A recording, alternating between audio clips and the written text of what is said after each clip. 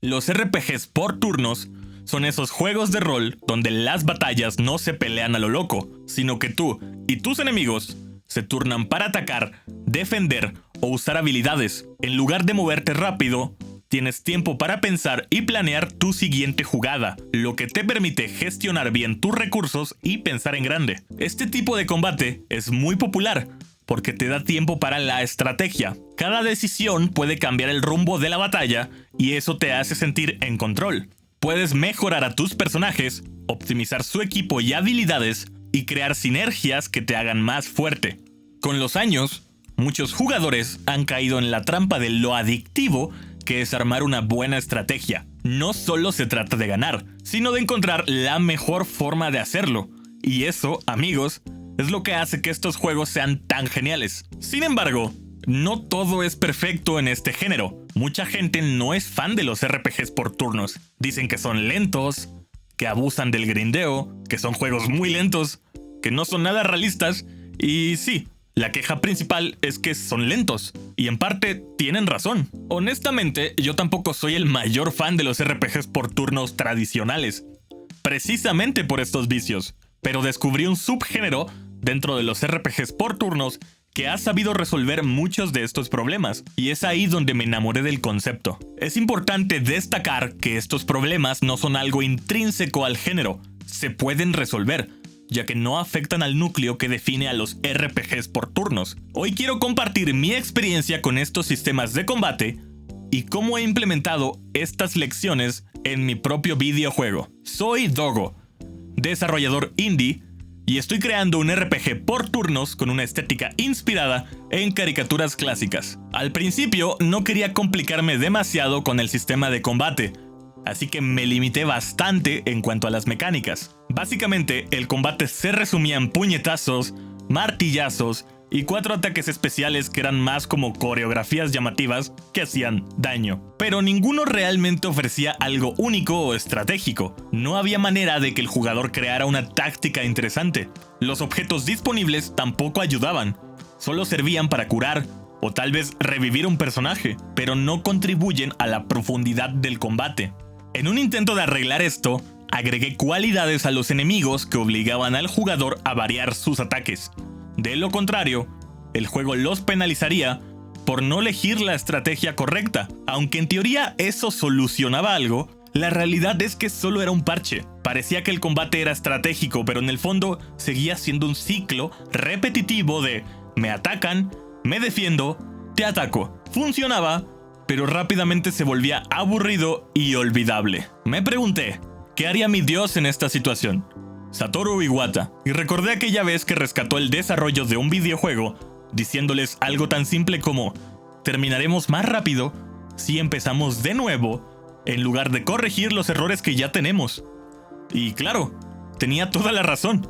Muchos de mis problemas con el sistema de combate venían de un mal diseño desde el principio. No haber escrito un documento de diseño hizo que todo fuera un caos, así que lo primero que hice fue rehacer todo el combate, esta vez con un enfoque más dinámico, efectos de estado, las clásicas medallas de los RPGs, nuevos ataques especiales, pero sobre todo con la idea de un sistema flexible que forzara al jugador a usar su mejor estrategia. Intentar hacer que todo esto funcionara en mi código antiguo era, en teoría, imposible. Aunque siendo honestos, seguro lo habría logrado, me habría tomado muchísimo tiempo y dolores de cabeza. Reescribir desde cero me ha permitido plasmar esta nueva visión exactamente como quiero. Aunque quiero guardar la mayoría de los cambios para sorprenderte más adelante y créeme, son geniales, vamos a echarle un vistazo a algunos detalles menores, pero no menos importantes, que también he considerado.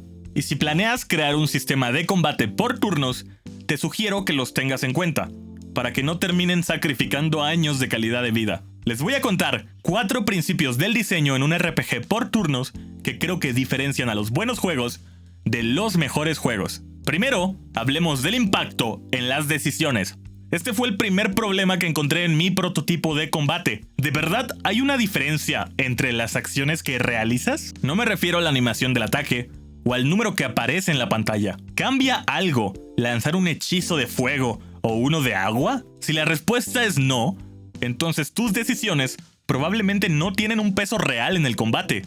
Esto hace que elijas lo que elijas, el resultado sea el mismo, y eso convierte el combate en un trámite. En mi videojuego, esto se reflejaba en una total falta de sentido estratégico. Solucionarlo es más sencillo de lo que parece, y muchos juegos lo logran asignando atributos específicos a cada tipo de acción. Un ejemplo que uso siempre es el de Paper Mario. Ahí, Mario tiene dos ataques básicos, el salto y el golpe con el mazo. Mario puede saltar sobre casi cualquier enemigo, sin importar si está lejos o volando. Pero si el enemigo tiene pinchos, Mario se lastima, falla el ataque, y además el jugador sale perjudicado por no haber pensado bien su jugada. Por otro lado, el golpe con el mazo elimina este problema, ya que es un ataque directo con un objeto sólido y no daña a Mario. Pero entonces, podrías preguntarte, ¿por qué no solo usar el mazo todo el tiempo si es mejor? Y ahí es donde entra el balance. Mario solo puede atacar con el mazo al enemigo que esté justo enfrente, a diferencia del salto, que le permite atacar a cualquiera. Además, si el enemigo está volando, el mazo no sirve, así que el jugador tiene que pensar bien qué estrategia usar con los recursos que tiene a su disposición. Y esto sin mencionar los ataques especiales o los objetos. Pero creo que ya queda claro porque cada movimiento debe tener su propio valor estratégico. En segundo lugar, tenemos el feedback. Seguro que ya has oído hablar del concepto de Game Feel o Game Juice. Aquí lo que buscamos es que cada acción, incluso algo tan simple como un golpe, se sienta impactante de todas las formas posibles, con una buena animación al recibir daño, un efecto de sonido potente, la vibración de la cámara o incluso elementos metanarrativos. Los desarrolladores usamos una infinidad de trucos para lograr que ese impacto se comunique al jugador. En esa época, las limitaciones técnicas no permitían tener efectos tan impresionantes como hoy en día, pero la intención de transmitir impacto ya estaba ahí. Los sprites se sacudían un poco, los personajes se volvían transparentes por un segundo para simular daño, y el sonido realmente hacía que sintieras un golpe. Si no fuera por esos detalles, el juego solo sería ver cómo las barras de vida bajan sin más. Algunos juegos incluso utilizan un truco psicológico interesante: los números gigantes. A la gente le atrae, y aunque hay juegos que llevan esto a un extremo, lo hacen por una buena razón. Sin embargo, aunque el feedback puede lograrse con grandes números, en mi opinión, lo más efectivo es transmitirlo a través de la fisicalidad del juego y sobre todo, el sonido. Dicho esto, puedes usar los trucos que mejor se adapten a tu estilo como desarrollador para comunicar de manera más efectiva lo que quieres que el jugador sienta. El tercer punto, y probablemente el que más aleja a los jugadores, son los tiempos de espera. Uno de los problemas clásicos de los RPGs por turnos, especialmente en los juegos más antiguos, es que parece que te hacen esperar por absolutamente cualquier cosa. De nuevo, Pokémon es el ejemplo perfecto. El combate se siente retrasado por las transiciones, los textos de introducción, las animaciones de ataque, los efectos de estado y las confirmaciones de cada acción. Todo, hasta la barra de vida que baja lentamente, se toma su tiempo. En Pokémon Sword and Shield intentaron corregir esto, permitiendo desactivar animaciones y acelerando el texto. Pero en mi opinión, esto le quita parte de encanto al juego, ya que sacrificas el feedback visual y sonoro que hace que el combate se sienta bien. Una solución parcial que personalmente me gusta mucho es la que usan las franquicias de Mario en sus RPGs. Juegos como Mario RPG, la saga de Mario & Luigi y por supuesto Paper Mario en sus inicios, implementan Action Buttons, que son básicamente Quick Time Events. Estos te obligan a coordinar tus ataques con las animaciones del combate para realizarlos correctamente. En lugar de ser un trámite, crean una jugabilidad más dinámica y fluida en un momento en el que normalmente solo estarías esperando. En mi propio videojuego implementé algo similar.